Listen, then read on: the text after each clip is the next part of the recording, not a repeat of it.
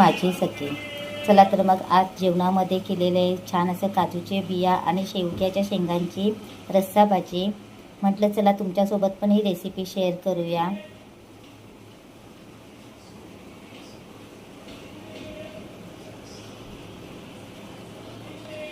चला तर मग आजची रेसिपीला सुरुवात करूया.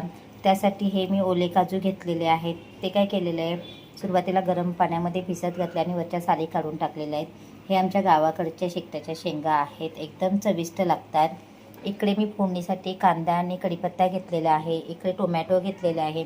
हे रेग्युलर वाटण आहे, जे कांदा खोबरं भाजून लसूण कोथिंबीर असं सगळं मिक्स करून वाटण केलेलं असतं. रेग्युलर वाटण आहे. इकडे कोथिंबीर घेतलेली आहे.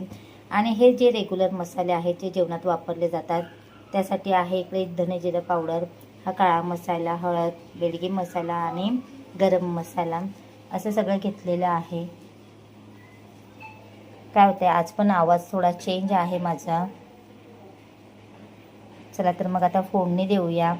गॅसवर मी कढई तापतच ठेवलेली आधी, त्याच्यामध्ये तेल टाकलेले आहे. आता फोडणीसाठी मी डायरेक्ट काय करते, कांदा आणि कढीपत्त्याची फोडणी देते.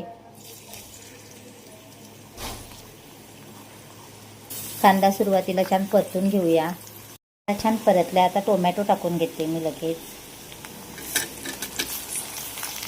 टोमॅटो सोबत जे मी वाटण घेतलेलं आहे ना ते पण ॲड करते, जेणेकरून काय होईल, कांदा टोमॅटो आणि वाटण हे एकत्र छान परतले जातील तेलामध्ये.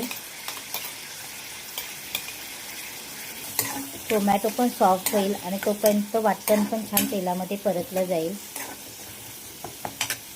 पण छान परतलं गेले. आता आपण जे मसाले घेतलेले आहेत ते पण ॲड करूया ह्याच्यामध्ये.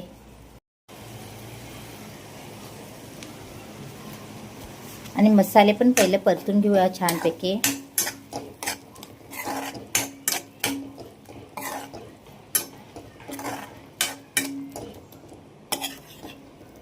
छान असे मसाले पण परतलेले आहेत.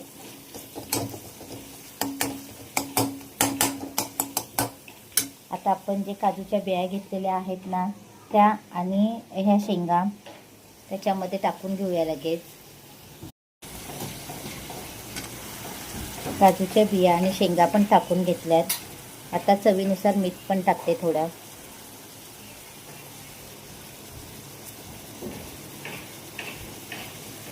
मीठ टाकून झालं ना का पुन्हा एकदा छान परतून घ्यायचं.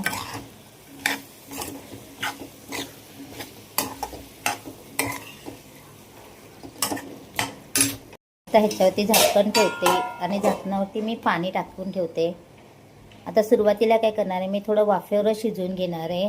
आणि हे जेव्हा झाकणामधलं पाणी गरम होईल ना ते थोडं थोडं मग त्याच्यामध्ये ॲड करेल. भाजीवरचं मी आता झाकण काढलेलं आहे. थोडंसं टोमॅटो वगैरे असल्यामुळे पाणी सुटलेलंच आहे, त्यामुळे मी अजून पाणी त्याच्यामध्ये ॲड केलेलं नाही आहे. आता काय करते, थोडंसं पाणी टाकते, कारण हे जे शेकट्याच्या शेंगा आहेत त्या पण शिजल्या पाहिजेत ना, त्यासाठी मी थोडंसं पाणी टाकते. आता पाणी मी प्लेटमधलंच टाकते, कारण ते गरम पाणी असतं आणि गरम पाणी टाकल्याने काय होतं, भाजीची टेस्ट आपली बदलत नाही. आणि पुन्हा आता शेंगा आणि काजूच्या बिया छान शिजवून घेते मी.